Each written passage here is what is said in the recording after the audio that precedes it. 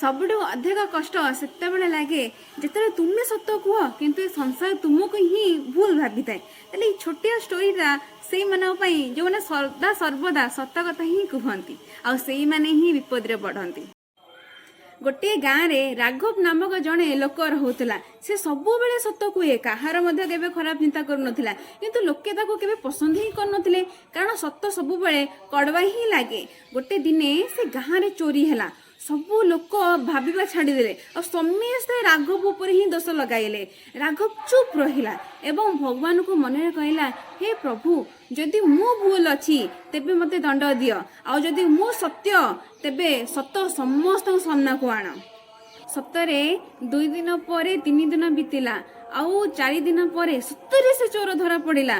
सबू लोक लज्जित हो पड़े किंतु राघव हसी कहला भगवान को घर केबे भी अंधार रुहेनी सत कहूता लोक सर्वदा एका हो जाए किंतु भगवान केबे भी ता सा छाड़तीनी।